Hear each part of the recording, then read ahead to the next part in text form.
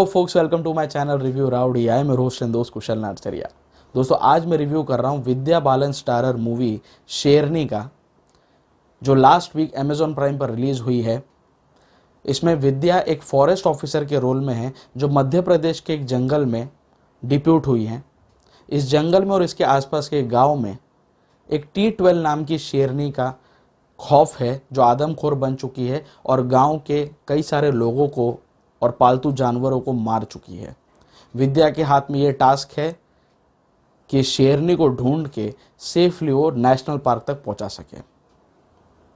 इस टास्क में उनकी मदद करते हैं उनके कलीग्स विजय राज, शरद सक्सेना, ब्रिजेंद्र काला और नीरज काबी। पूरी मूवी में ये सारे लोग मिलकर उस शेरनी को ढूंढने की कोशिश करते हैं और इस प्रोसेस में उनके सामने क्या चैलेंजेस आते हैं, किस टाइप का ऑपरेशन उनको एग्जीक्यूट करना पड़ता है, एक फॉरेस्ट ऑफिसर के रोल्स एंड रिस्पॉन्सिबिलिटीज़ क्या होते हैं, यही चीज़ काफ़ी ज़्यादा डेप्थ और डिटेल के साथ इस फिल्म के डायरेक्टर ने दिखाने की कोशिश की है। आइडिया यूनिक है, लेकिन प्लॉट काफ़ी ज़्यादा मिसमैच्ड है। पहली बात तो शेरनी, टाइगर और इसके खौफ को लेकर बॉलीवुड में आज तक कई सारी मूवीज़ बन चुकी हैं। काल भी बनी थी, roar tigers of the Sundarbans नाम की भी एक मूवी बनी थी। तो इन सारी मूवीज़ में काफ़ी हीरोइक वे में और काफ़ी ज़्यादा बॉलीवुड मसाला लगा के टाइगर्स को पकड़ने की कोशिश की गई थी। लेकिन यहाँ पर शेरनी थोड़ा सा डिफर करती है, मेनली बिकॉज एक फॉरेस्ट ऑफिसर का जीवन क्या होता है, उसके काम करने का तरीका क्या होता है, कितने टेक्नोलॉजिकल ये लोग साउंड हो चुके हैं, ये सारी चीज़ें काफ़ी डिटेल्ड रिसर्च के साथ अजय मसूरकर जी ने स्क्रीन पर दिखाने की कोशिश की है। एफर्ट अच्छा है, लेकिन एंड इंटेंशन किसी भी मूवी का एक ही होना चाहिए, वो है एंटरटेनमेंट। अजय जी ने जो अपनी मूवी न्यूटन में गलतियां की थी, वो शेरनी में इन्होंने वापस से दोहराई हैं।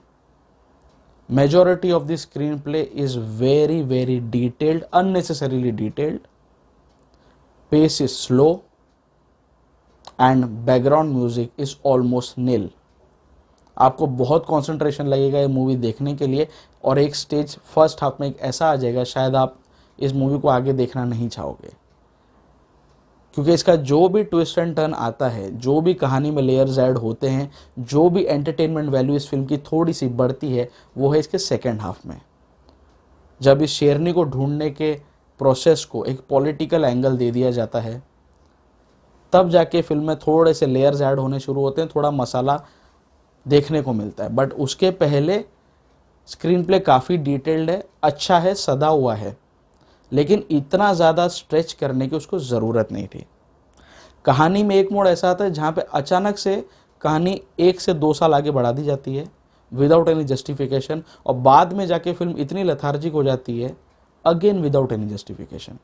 कहाँ तो आप कहानी को एकदम फास्ट बढ़ा दिए बिना कुछ दिखाए, बिना कोई ग्रेविटास दिए, और कहाँ तो आप फिल्म को खींचे जा रहे हो with no end in sight. So ये एक गलती लगी मुझे। फिल्म का पेस थोड़ा और टॉट होना चाहिए था, इतनी ज़्यादा डिटेल में इन्वेस्टिगेशन दिखाने की ज़रूरत नहीं थी। और मतलब ऐसा है कि काफ़ी majority of the part Vidya Balan और उनकी टीम काफ़ी ज़्यादा हैंडपैक्ड लगी। क्या एक टाइगर को साइट करना, उसे पकड़ना, उसे ढूंढना इतना डिफिकल्ट है? कंसिडरिंग द प्रेजेंट सिनेरियो, इतने सारे अपैरेटस होते हैं आपके पास, इतनी ज़्यादा टेक्नोलॉजिकली एडवांस्ड हो गई ये चीज़ें, तो भी आप नहीं पकड़ पा रहे हो। तो ये जो चीज़ है, ये चीज़ काफ़ी ज़्यादा बोलते हैं ना स्ट्रेच्ड वे में दिखाई, जो कहीं ना कहीं थोड़ी सी अनकन्विंसिंग लगती है। दूसरा, अगर मैं फिल्म की पॉजिटिव्स की बात करूं तो कॉन्सेप्ट यूनिक है। बॉलीवुड में आज तक ऐसा कभी नहीं बनाया गया। जो भी एरियल शॉट्स लिए हैं जंगल के, काफ़ी ज़्यादा अच्छे हैं, और कई सारे सीन्स में ऐसा है कि विद्या अकेले उस शेरनी को ढूंढने के लिए निकली हुई है, और वो बैक ऑफ द माइंड आप एज एन ऑडियंस आपके दिमाग में एक खौफ पैदा करती है कि कहीं से भी शेर शायद इसको अटैक कर सकता है। तो वो जो एंगेजमेंट फैक्टर है, वो जो एड्रेनलिन रश है, वो आपको इस फिल्म में ज़रूर मिलेगा। दूसरा, इसका जो बैकग्राउंड स्कोर है जहाँ पर भी है अच्छा है, इसका प्रोडक्शन सेटअप, इसका प्रोडक्शन डिज़ाइन अच्छा है, इसकी सिनेमाटोग्राफी अच्छी है, वीएफएक्स काफ़ी जगहों पर बहुत अच्छा है। अब अगर मैं नेगेटिव्स की बात करूं तो सबसे बड़ा नेगेटिव पॉइंट ये है कि जिस टाइप का रोल विद्या बालन को दिया उसमें विद्या की उसमें ज़रूरत ही नहीं थी। ये कोई भी एक्ट्रेस कर लेती, कृति कुल्हारी को ले लेते, किसी को भी ले लेते। विद्या एक सधी हुई एक्ट्रेस है, वो she is a matured actress. वो अपने रोल में शूट की, लेकिन ज़्यादा उनको काम करने के लिए कुछ था नहीं इस फिल्म में। विजय राज अपनी छाप छोड़ने में सफल रहे, लेकिन फिर वही बात है, जहाँ कहानी ही डिल्यूजनल हो गई, जहाँ कहानी ही डेविएट हो गई, तो उसमें बाकी अच्छे एक्टर्स भी क्या कर सकते हैं। स्टारकास्ट बहुत अच्छी, शरद सक्सेना है, नीरज का भी है, सब ने अपना काम ठीक ठाक किया, जितना जिससे एक्सपेक्टेड था उतना किया, लेकिन थोड़ा इसको लेयर देने की ज़रूरत थी इसकी कहानी को। कहानी इनके पास अच्छी थी, शायद न्यूटन शूट करते हुए कोई इनकी कहानी पकड़ में आई होगी कि भैया हमारा फॉरेस्ट डिपार्टमेंट कैसे फंक्शन करता है। बॉलीवुड में पहली बार फॉरेस्ट डिपार्टमेंट को कोर प्लॉट का हिस्सा बना के उनकी फंक्शनिंग दिखाने की कोशिश की है, जो नया है। लेकिन ये फिल्म OTT के लिए ही सूटेबल थी, क्योंकि ये थिएटर में अगर आती तो इस शेरनी की दहाड़ पहले शो के बाद ही बैठ जाती। काफ़ी सिलेक्ट ऑडियंस को ये मूवी अपील करेगी, that also with less entertainment value. तो जो जब से मूवी रिलीज़ हुई है काफ़ी ज़्यादा आर्टिकल्स इसके बारे में आ रहे हैं। आपको IMDb पे इसकी रेटिंग में नीचे रिव्यूज़ पढ़ोगे तो लोग बोल रहे हैं कि this is the best content produced so far in 2021। इस फिल्म को भी ऑस्कर में भेजो न्यूटन की तरह। तो ये सारी चीज़ें काफ़ी ज़्यादा ब्लोटेड, काफ़ी ज़्यादा हाइप लगी मुझे। कंटेंट फिल्म का इतना भी अच्छा नहीं है, ठीक है, डिसेंट है, वन टाइम वॉच के लिए ठीक है।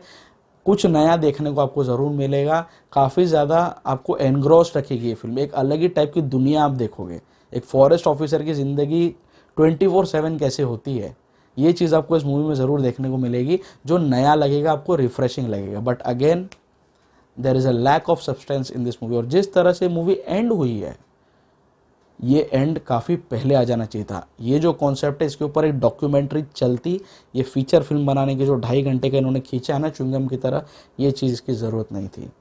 एंड फिल्म का ओके है, जब ऐसे ही ओके वे में अगर एंड करना था तो आपको इतनी लंबी फिल्म बनाने की ज़रूरत नहीं थी। तो मेकर्स को इस बात का ध्यान देना चाहिए था। रेस्ट वन टाइम वॉच के लिए ये फिल्म ठीक है, ढंग की है। बहुत ज़्यादा जो इसकी तारीफ़ कर रहे हैं, उस तारीफ़ के काबिल ये फिल्म नहीं है। My rowdy rating for Sherni, which is an Amazon Prime original movie, will be just 3.5 out of 5। एक decent watch है, हल्के फुल्के टाइम पास के लिए, कुछ नया देखने के लिए ये फिल्म ज़रूर देखी जा सकती है। तो आपको शेरनी पर मेरा रिव्यू कैसे लगा, प्लीज़ नीचे कमेंट बॉक्स में ज़रूर मेंशन करना। आप अगर मेरे चैनल पर नए आए हो तो प्लीज़ मेरे चैनल को सब्सक्राइब कर लो। सब्सक्राइब करने के साथ साथ जो बेल आइकन पॉपअप होगा उसे भी दबा देना, ताकि जब भी मैं अपना कोई नया रिव्यू अपलोड करूँ आपको तुरंत उसका नोटिफिकेशन मिल जाए। The digital partner of this channel is Five Havoc Digital and the co-branding partner is चाय पकौड़ा प्रोडक्शंस। आप मेरे रिव्यूज़ चाय पकौड़ा प्रोडक्शंस के यूट्यूब चैनल पर भी साइमल्टेनियसली देख सकते हो। आप लोग मुझे मेरे सारे सोशल मीडिया हैंडल्स पर भी फॉलो कर सकते हो, फेसबुक, इंस्टाग्राम, ट्विटर, सब जगह पर मेरे प्रोफाइल्स रिव्यू राउडी के नाम से ही है। बहुत जल्दी मैं आपके सामने फिर से आऊँगा किसी न किसी मूवी या वेब सीरीज़ के रिव्यू के साथ, at the same place on the same channel. Stay tuned, stay filmy and stay rowdy.